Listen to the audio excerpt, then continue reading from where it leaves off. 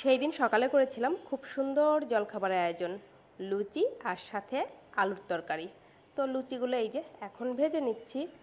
খুব সুন্দরই হচ্ছিল, একদম ফুলকো ফুলকো লুচি রুটি, তারপর পরোটা, মানে এগুলো করলে না ফুললে একদমই ভালো লাগে না, মনে হয় খাওয়ার থেকে বানাতেই বেশি ভালো লাগে, আমার তো তাই।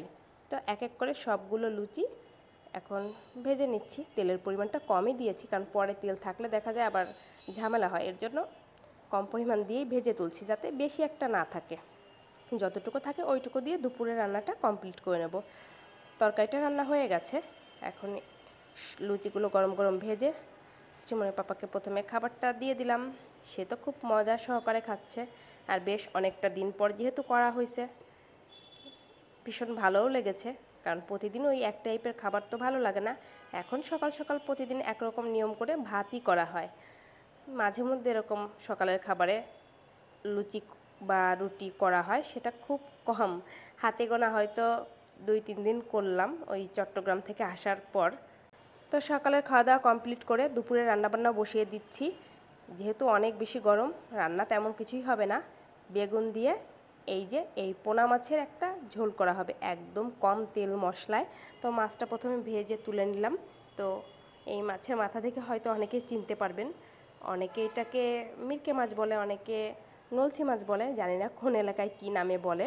মাছটা বাসায় নিয়ে আসছিল, আমি নিজেই কেটে ধুয়ে রেডি করে নিলাম। একটু বড় মাছ হলেই দেখা যায় বাইরে থেকে কেটে নিয়ে আসে, আমাদের বাসা নিচে থেকেই আজকে মাছ বাজার করেছিল।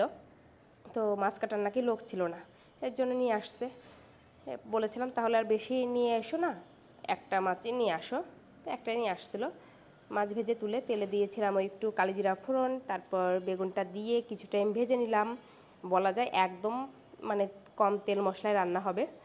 পরিমাণ মতো ঝোলের জন্য জল এখন দিয়ে দেবো ওই 6 থেকে 7টার মতো কাঁচামরিচ, কাঁচামরিচ দিয়ে রান্না হবে। আর মশলা বলতে একটু জিরার গুঁড়া অ্যাড করব, তেলে রাখা জিরার গুঁড়া, ব্যাস। ঝোলটা ফুটে উঠলে তারপর মাছগুলো অ্যাড করে দেবো।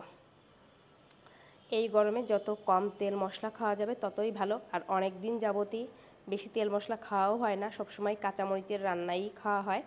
হ্যাঁ, মাঝে মধ্যে যখন মাংস করা হয় বা কোনো কোনো মাছ, সেটাও খুব কম যে অনেক ঝাল করে শুকনো মরিচ দিয়ে রান্না করি। আর এখন কেন জানি বেশি ঝাল না খেতে খেতে ভালো লাগে না, বিশেষ করে শুকনো মরিচের ঝালটা আর বেশি ভালো লাগে না। হ্যাঁ, প্রতিদিনই যখন খাবার খাই একদম গরম ভাতে 1-2টা করে কাঁচামরিচ প্লেটে থাকে দুইজনেরই। কাঁচামরিচ গরম ভাতের সাথে বা যে কোনো ভাজির সাথে খেতে আমাদের আবার খুবই ভালো লাগে। মাছের বেশ অনেকটা ডিমও হয়েছিল। তো এই ছিল সেই দিন দুপুরের রান্নাবান্না, বেশ ভালোই কেটেছিল সকাল থেকে দুপুর পর্যন্ত।